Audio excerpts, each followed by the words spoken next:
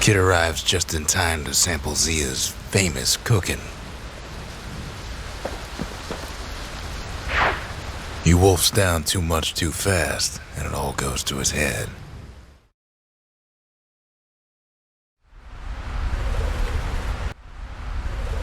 We've all got stories worth telling. Kid ain't the only one.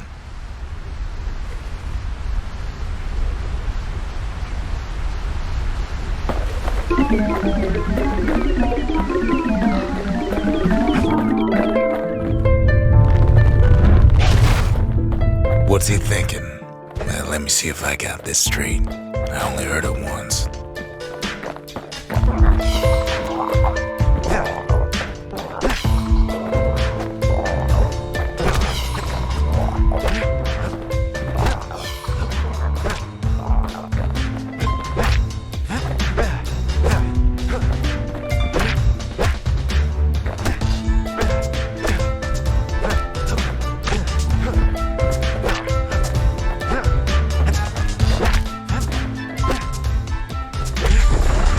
Once there was a normal Ura girl, but she wasn't born in the Tassel terminals like the rest of her people.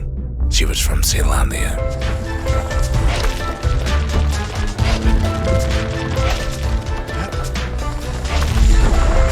Her folks were orphaned in the war, taken in and raised inside the city, on condition they would never return to the terminals.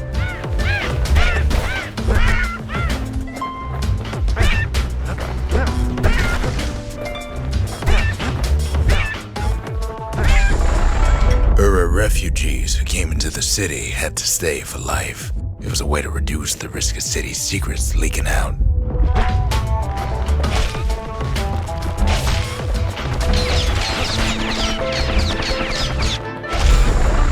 Her mama passed away from birthing complications, leaving the girl trapped inside that city with no one but her father.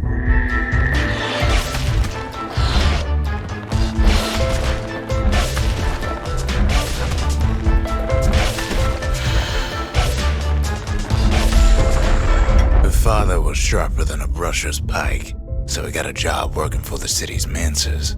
His daughter barely saw him.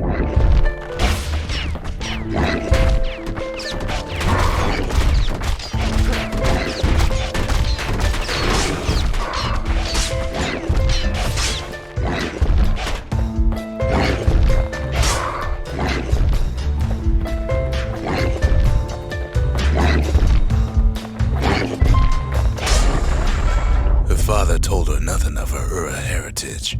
He told her nothing of the Mancers. It's for your own good, he said.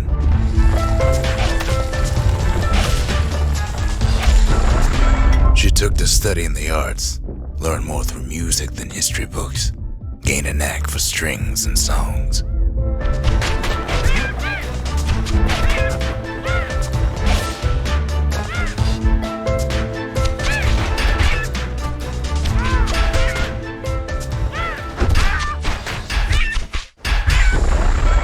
First, she tried to be like other girls, but her classmates spread word that her father was an Ura trader, selling out the city.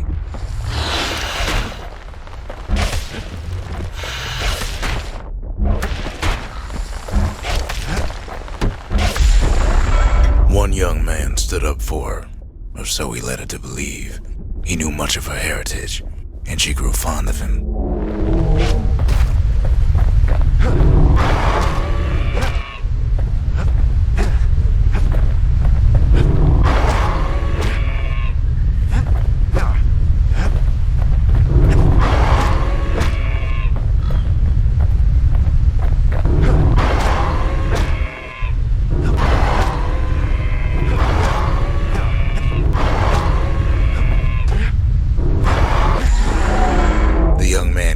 To take him to a family den to meet her father. Spoke of how he wanted to meet a man from the terminals.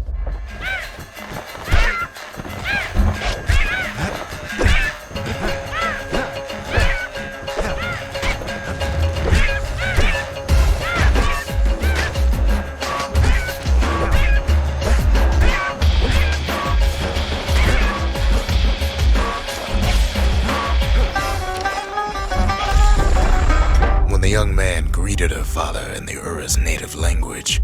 father flew into a fit of rage and threw them out.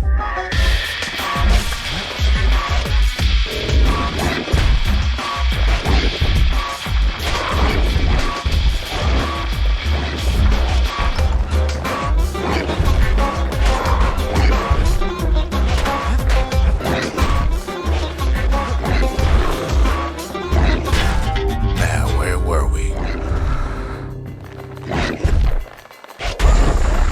The young man never told her that the Ura's native language is not to be used by foreigners. To do so is a terrible insult.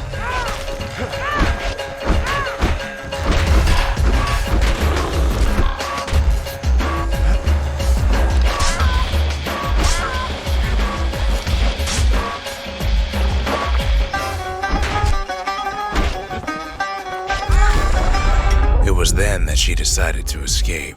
The two of them could flee the city together and go to the Tassel terminals.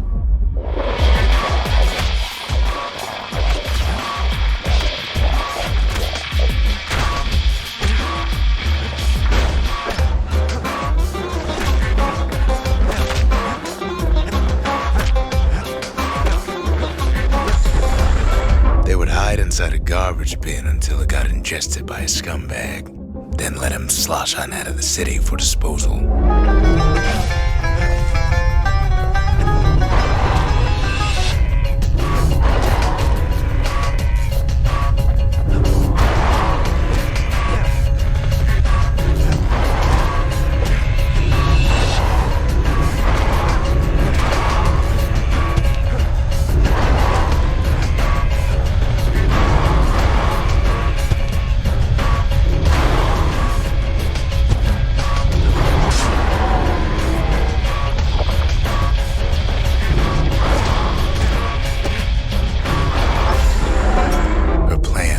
Succeeded, but the authorities were already there when that scumbag sidled up to the city walls.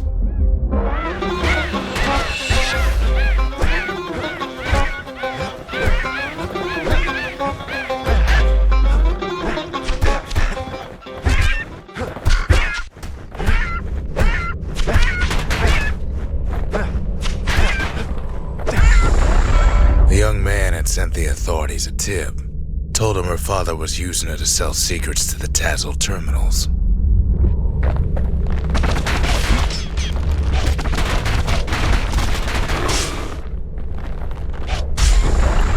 She and her father were arrested for treason, but her father got a deal. Returned to work for the Mansers, and she'd go free.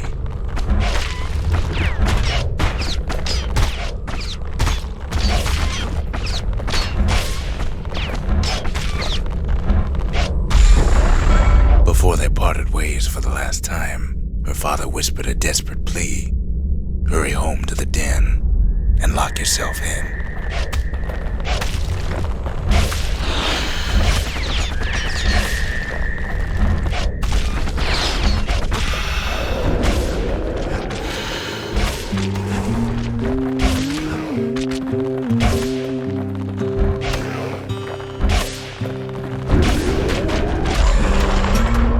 She was told, and deep down underground inside that den, she found a journal written in her father's hand.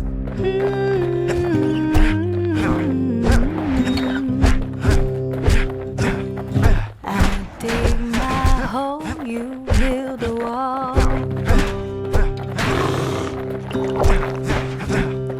I dig my hole, you build a wall. One day that wall is gonna fall. The next day, the door to the den turned to ash. The girl came up for air, and she saw the calamity all around her.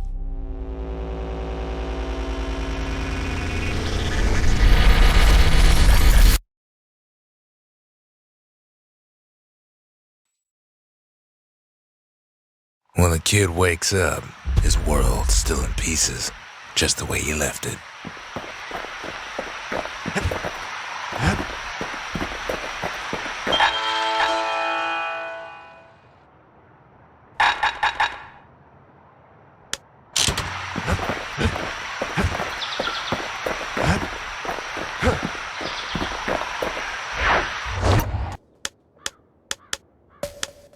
No risk of Colford Cauldron ever erupting again, they used to say. Guess they were wrong.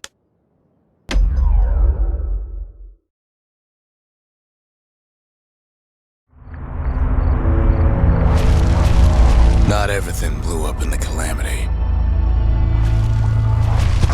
Why, Colford Cauldron here blew up way ahead of its time. The cauldron boiled over some 300 years ago. They say it filled the skies with ash and the lakes with molten rock.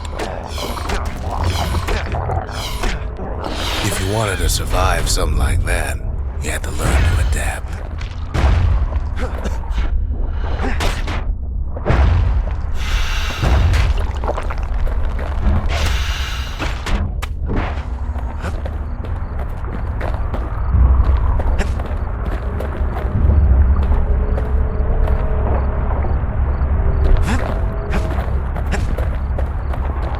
So in a way, the beasts of the wilds, they're all survivors too.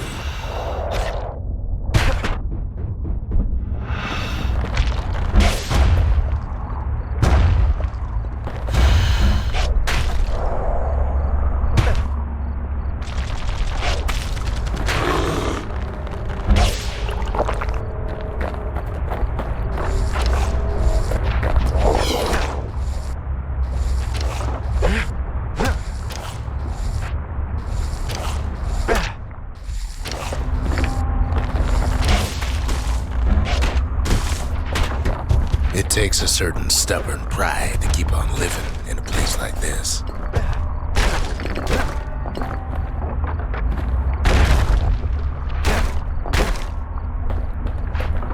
As for us, we learned an awful lot from Colford Cauldron.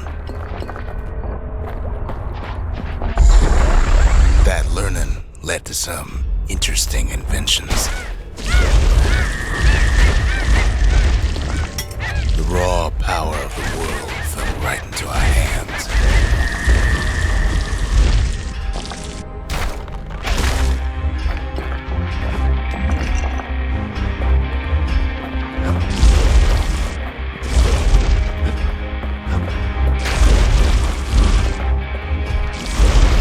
Playing with the cauldron's fires became an addiction.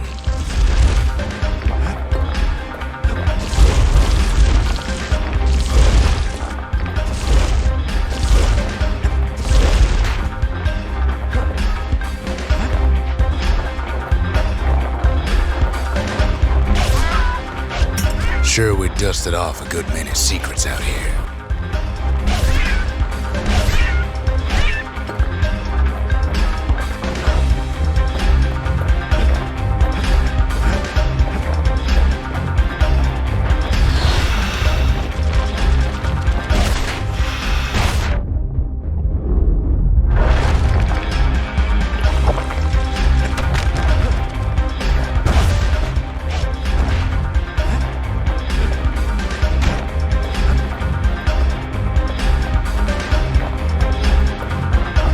Discovering other things we're better off not knowing.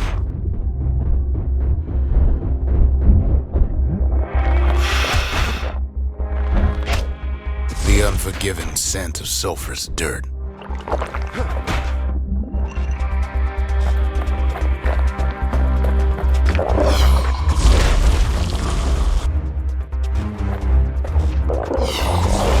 The taste of air so hot it sticks to your lungs.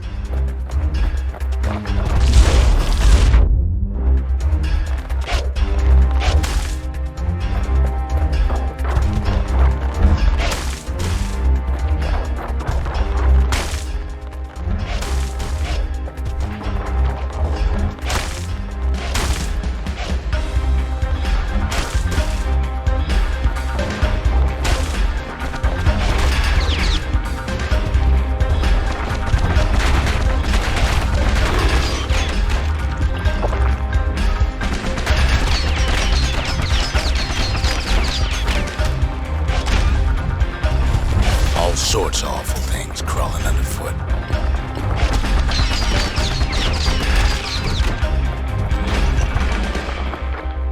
Never thought we'd find so much life in all that ash.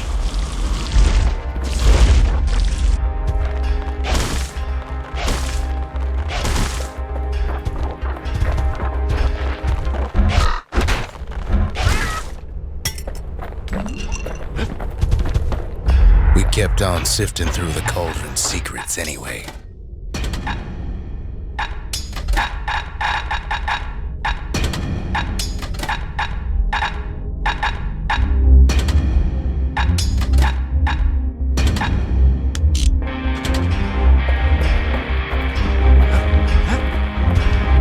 The more ash we swept aside, the more life we found.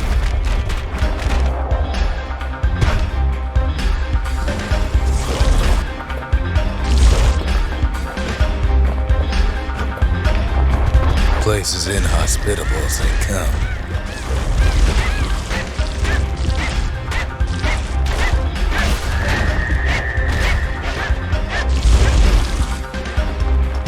But still we pressed on.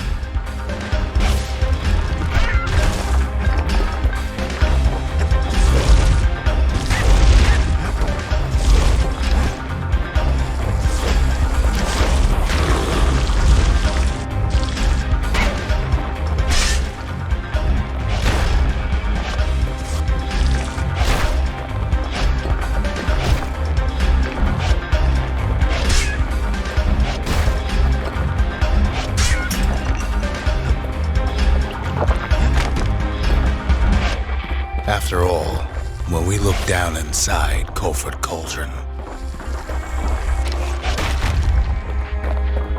looked down through all the smoke and flames,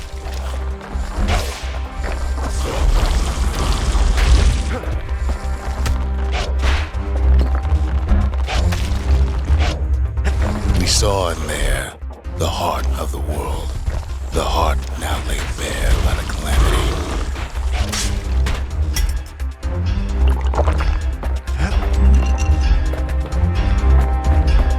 We had to have it. As for the kid, he just has to get that shard out of there.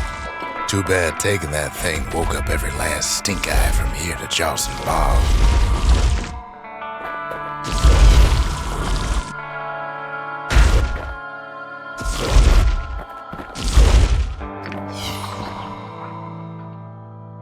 Kid's thinking he's got to trek all the way back around the cauldron.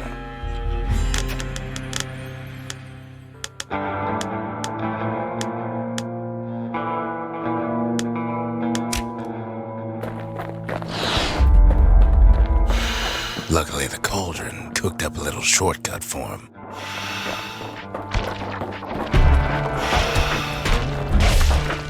Sure, it ain't the most convenient path.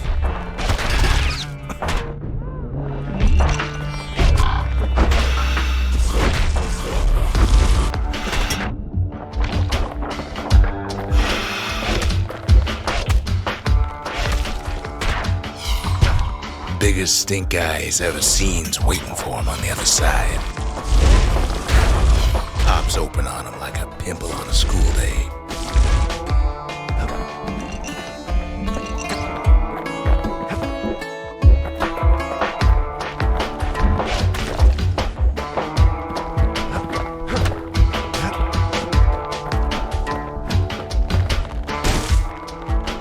Where there's one stink eye, there's always more.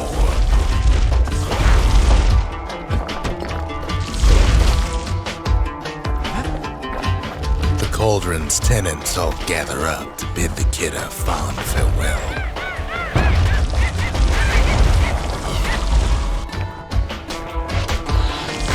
The kid don't shed any tears for him though.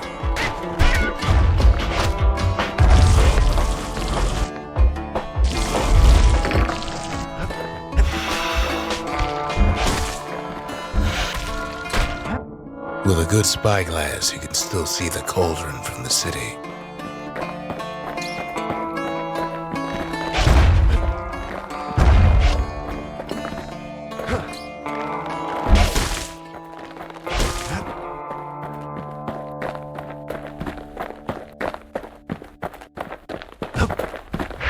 But all the fires died out. There's nothing left of it.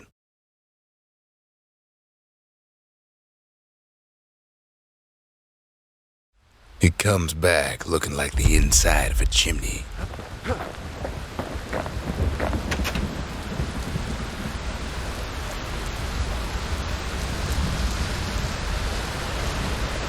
We're all a little short on friends these days, so that's a welcome sight.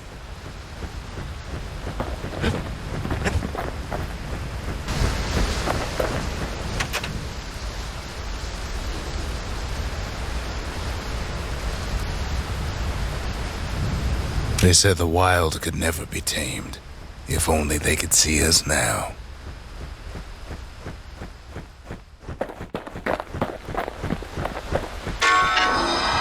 The shard works like a charm. You can hear the monument's heartbeat again.